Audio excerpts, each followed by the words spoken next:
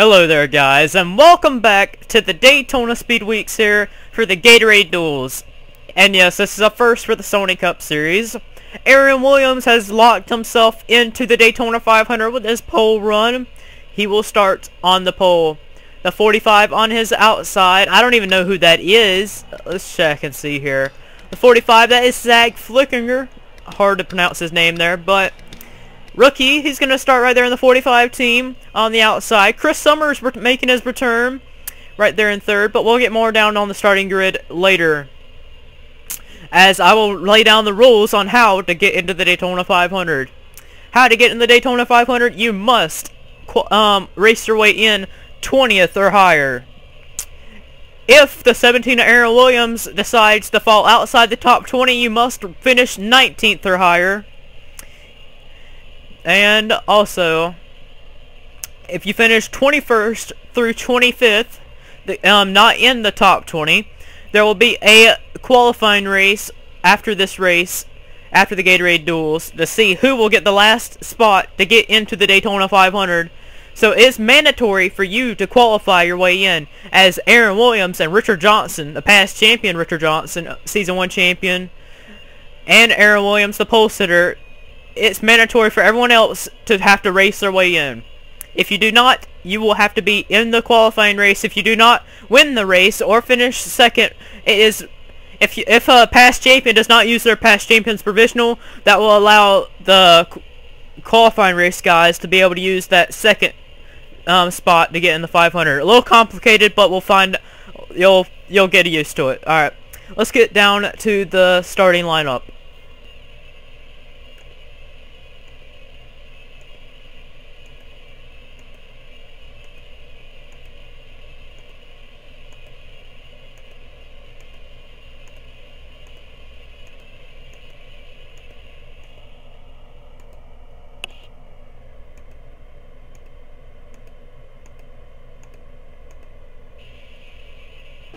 Going to turns 3 and 4, we got big things on the line here today at Daytona.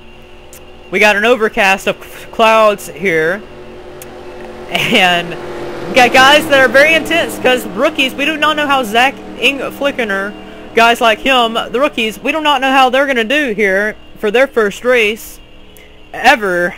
And the pressure is on them because they do not know how to really race, because they're rookies in these new cars. Chris Summers, who hasn't raced since Season 1. Top 20 make it into the 500, guys. We're fixing to go green. Aaron Williams going to lead them all down. Green flag is out here at Daytona to start off the Gatorade Duels here today.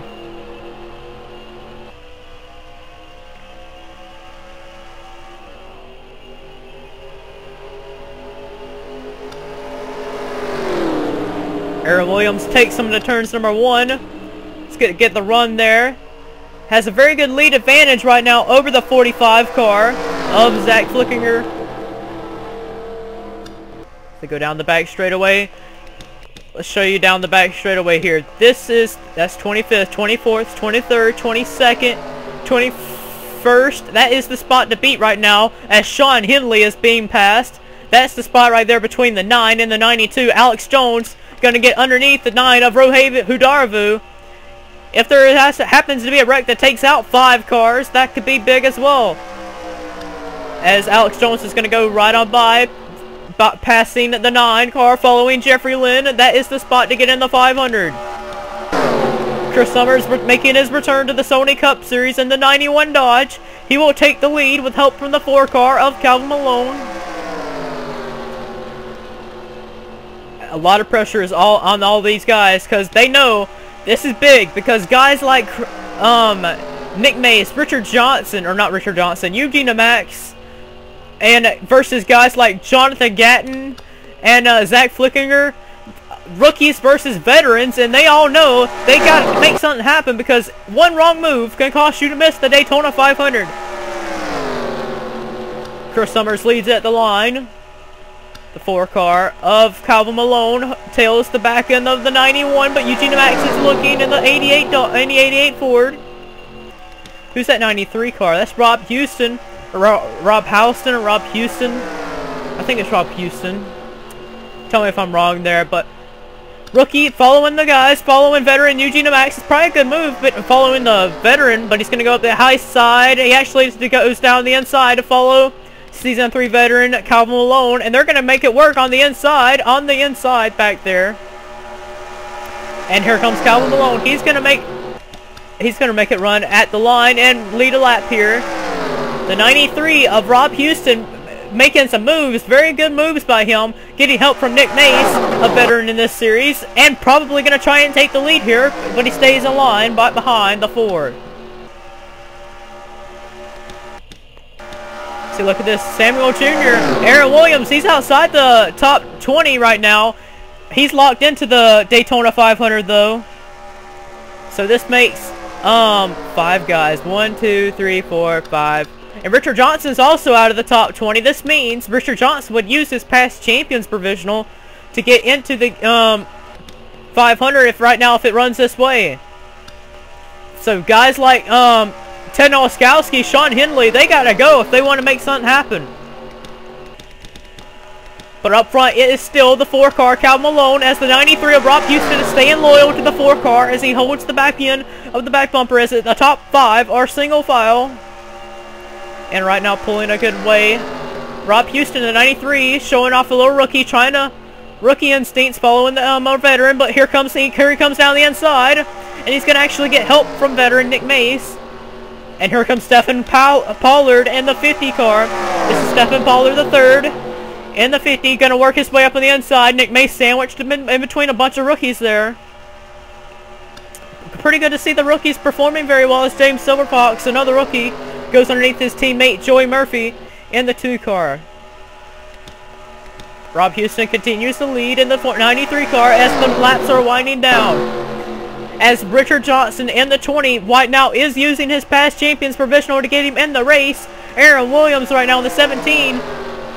He is right now in 20th position as it runs. That means the 19 of Randy Carpenter would not make the race as it runs right now. But up the middle goes the 22. On the middle groove of Jonathan Gatton. Bunch of rookies trying to make something happen here. They know they have to make some moves. Nick Mace coming off this turn. He's going to lead Stephen Powell the 3rd and Jeffrey Lynn to the line. As things are getting intense in the back, but Nick Mace continuing the lead. Stephen Pollard in the 50, one of them rookies.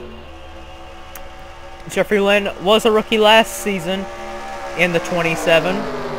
Now a veteran in the series following the 50, but here comes the 92 car, Alex Jones. That is not a rookie. Alex has raced in the Sony Cup Series back in season number 3 as he's going to go help Stephen Pollard the 3rd up to pass Nick Mace here. We're coming to 3 to go as Alex Jones and Stephen Pollard on the inside looking very well to try and make their Daytona 500 here.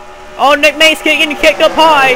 If he ends up getting kicked 3 wide, he could miss the race. He is not locked in whatsoever. With all that experience, you would think he would be locked in some way or another, but he's not. Yeah, the 43 car down low. That is Theo Stigl in the 43.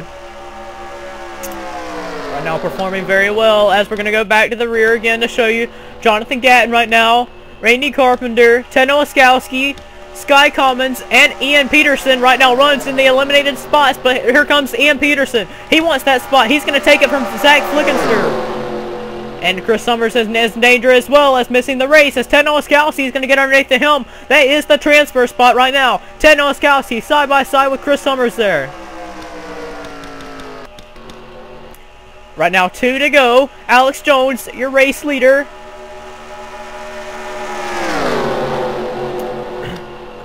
And here comes the 42 car of Jordan Franzen and the 42 Citgo Chevrolet getting help from Eugene Max there. He's got a run. He's got a pretty good run there with the Max. He's going to make a charge on Jones. No, not quite. Jones shuts the door there. We're coming to the white flag. This is the battle for the transfer spot back here. As we're coming back to the line, Sky Commons, Zach Flickenster, Randy Carpenter, right now, as it runs right now, Jonathan Gatton in the 96 runs in that last transfer spot, and he's trying to get it from Sean Henley here, as he may do it here. They're side by side here. We're not focusing on the race lead right now, but right now Jeffrey Lynn and Nick Mace, they are in danger of losing the spots in the 500 here. We're very close here, but up front, battling for the race lead, the 92 of Alex Jones, still the race leader. But here comes the 42, Jordan Franzen down low. They're side by side off this turn. Who's going to make the Daytona 500? Who's not? They're side by side off this turn. It's going to be a battle between Henley and Nick Mace here. And I believe Nick Mace may have just been, let's see, across the line. Nick Mace will not make the Daytona 500. Sean Henley will, though, and the rookie 25 car. Sky Commons will not. Why am I wanting to say Chris Summers? Chris Summers there also will not make the Daytona 500. Zach Flickinger will not make the 500 as well, and Nick Mace will not make, or Jeffrey Lynn will not make the race either. But they do have a qualifying race, and so that is how they're gonna have a shot at making it back into one more chance to try and make the Daytona 500. Man, that was pretty crazy there. Wow, and your race winner, we've totally forgot about it, but your race winner was Jordan Franzen. He will start second, or he will start in row number 2, third place for the Daytona 500. Let's go to the official results. Here's your official results, as Jordan Franzen will win the race. Eugene Max will get second. Reve Hudaravu will get third. Alex Jones 4th. Aaron Williams 5th. Theo Stagel will make his first Daytona 500 debut, getting 6th. Richard Johnson 7th, and not using his past champions provisional. Tryphon Reed will make his Daytona 500 first Daytona 500, along with Stephen Pollard III, as Samuel Jr. will make up the top 10. As down here, Sean Henley barely made it into the 500 there, beating Nick Mace by 200ths of a second there. Nick Mace, Sky Commons, Chris Summers, Jeffrey Lynn, and Zach Flickinger will have to make it in, one more chance to make it into the Daytona 500, and that is by the qualifying race, to the last chance qualifier. Well, that was the end of Gatorade Duel number 1. We'll see how Gatorade Duel number 2 is.